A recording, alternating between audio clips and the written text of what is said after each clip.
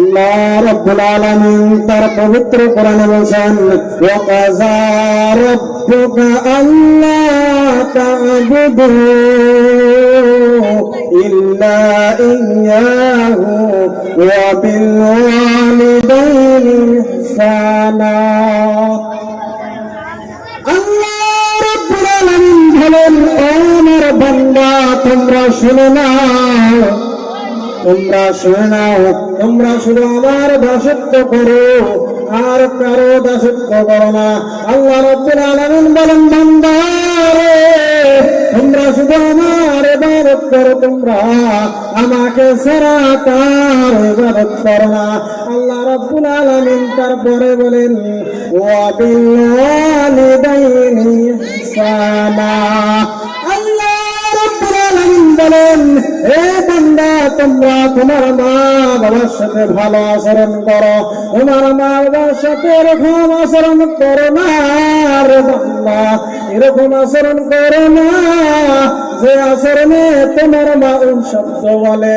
তুমি তোমার মার সাথে কথা বলো নরম ভাষায়, তুমি তোমার মার সাথে কথা বলবা, খোলা জায়গায় কথা বলো না, তোমার মার সাথে কথা বলো নরম ভাষায়।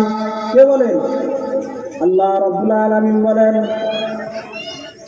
এবং আল্লাহর নবী হাদিসের ভিতরে বলেছেন, হাদিসের ভিতরে আল্লাহর নবী বলেছেন যে সমস্ত ব্যক্তি একবার সুবহানাল্লাহ আলহামদুলিল্লাহ বলে, একবার সুবহানাল্লাহ আলহামদুলিল্লাহ বলে, আল্লাহ রাব্বুল আলামিন জমিন আসমানের মাঝখানে যেটুকু ফাঁকা জায়গা থাকে সেই ফাঁকা জায়গাটুকু আল্লাহ রহমত দিয়ে ভরপুর করে দেয়। যারা বলেন সুবহানাল্লাহ, জিল্লাহ বলেন সুবহানাল্লাহ।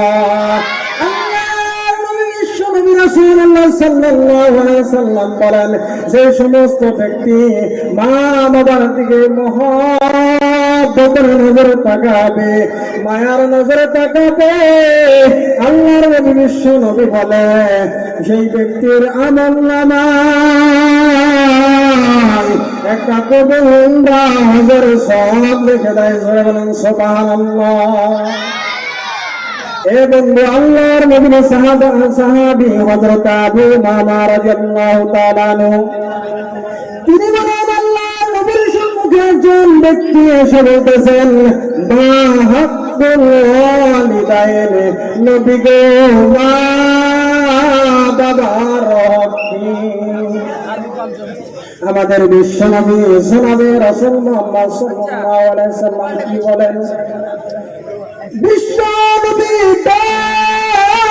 বলতেছেন ওমা জান্নাতু দানারুকা, তোমার মা বাবাই হলো তোমার জান্নাত, তোমার মা বাবাই হলো তোমার জাহান্নাম। তুমি যদি মা বাবার সাথে ভালো আচরণ করো তাহলে তুমি জান্নাতের জান্নাত লাভ করবা, আর তুমি যদি তোমার মা বাবার সাথে খারাপ আচরণ করো তাহলে তুমি জাহান্নাম লাভ করবা।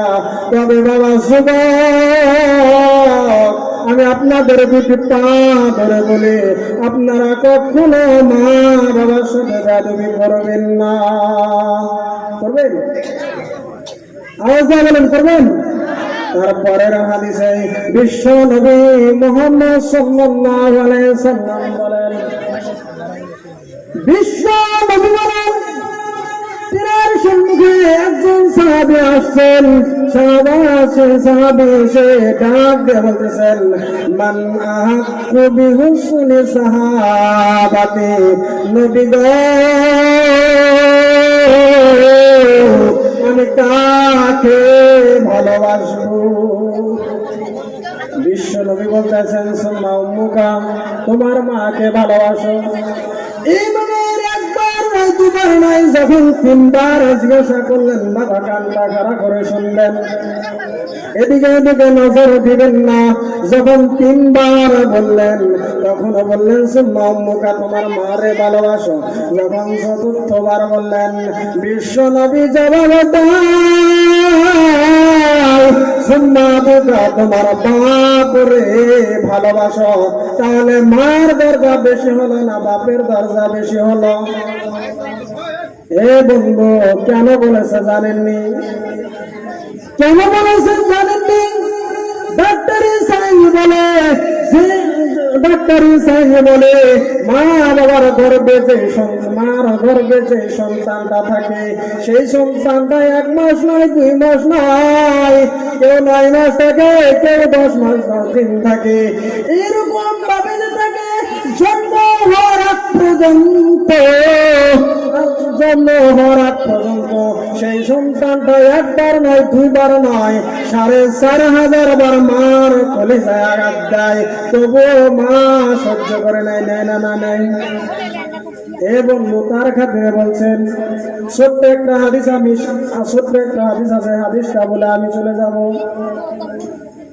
আল্লাহর নবীর সাহাবা হযরত আলকামা রাদিয়াল্লাহু তাআলা আনহু মাকে কষ্ট দিতেন, কিন্তু আল্লাহর নবীর সাহাবা হযরত আলকামা রাদিয়াল্লাহু তাআলা আনহু সেই সময় ইন্তেকাল করবেন, কিন্তু মওতের মাঝে সববাক করে কালেমা পড়তে পারছেন না। এই খবর বিশ্ব নবী জনাব রাসূল মুহাম্মদ সাল্লাল্লাহু আলাইহি সাল্লামের কানে পৌঁছলেন। আলকামার স্ত্রী বলেন, নবী গো,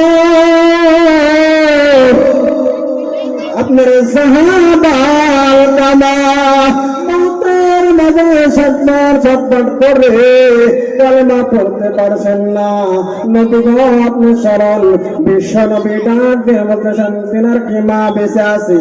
তখন আলকামার স্ত্রী ডাক দিয়ে বলতেছেন, তিনার মা বেঁচে আছে।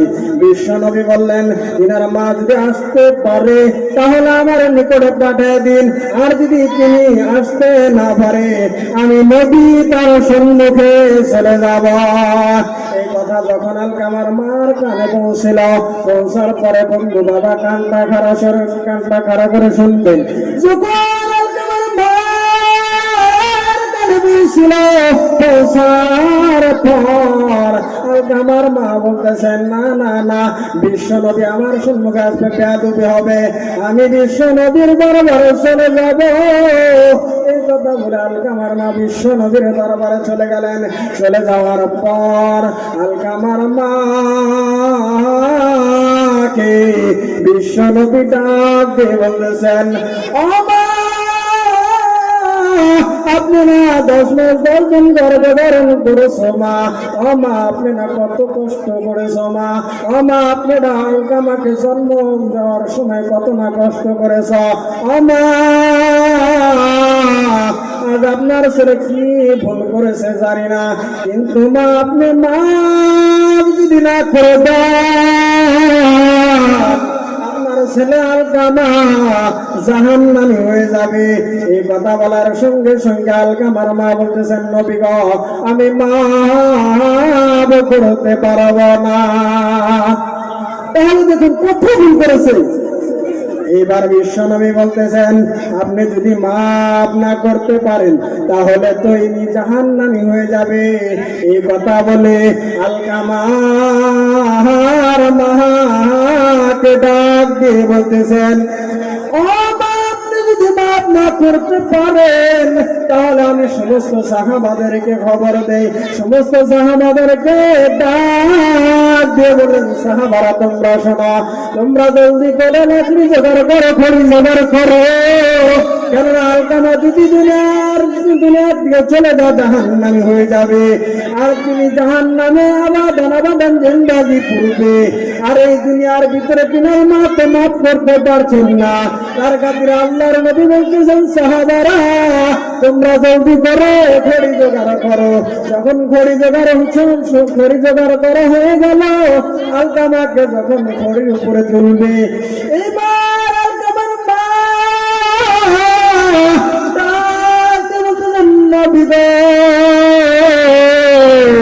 আমি আমার ছেলেকে মাফ করে দিয়েছি। জোরে বলেন সুবহানাল্লাহ। সঙ্গে সঙ্গে আলকামা রাদিয়াল্লাহু তাআলা আনহু কালেমা পড়তে পড়তে দুনিয়া থেকে ইন্তেকাল করলেন। বাবা, আমি আপনাদেরকে অনুরোধ করি, আমরা যে কদিন বেঁচে থাকবো আমরা সকলে মা বাবার খেদমত করবো বলি ইনশাআল্লাহ। কে কে মা বাবাকে ভালোবাসবেন, মহব্বত করবেন? সবাই হাত তুলেন দেখি কে কে ভালোবাসবেন।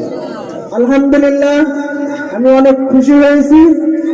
আর খাস করে আমার আব্বার প্যান্ডেলের বাইরে থাকা সকল ভাইদেরকে অনুরোধ করি, এখন বক্তা এসে গেছে, এখন বক্তারা বয়ান করবে, তারা কোরআন হাদিস থেকে আলোচনা করবে, তাদের কথাগুলো শোনার জন্য চেষ্টা করুন। কেননা এই মূল্যবান সময়টা নষ্ট করেন না। গান বাজনা অনেকেই তো জীবনটা নষ্ট করে দিচ্ছেন। একটু টাইম আল্লাহ রাস্তায় দেন, দিনের কথা শুনুন, তাতে ফায়দা হবে। আমার জন্য সকলেই দোয়া করবেন। আমি আপনাদেরই মাদ্রাসায়, পান্ডারি মাদ্রাসায় পড়ি, আপনারা সবাই আমার জন্য দোয়া করবেন বলে আশা রাখি। আলহামদুলিল্লাহ।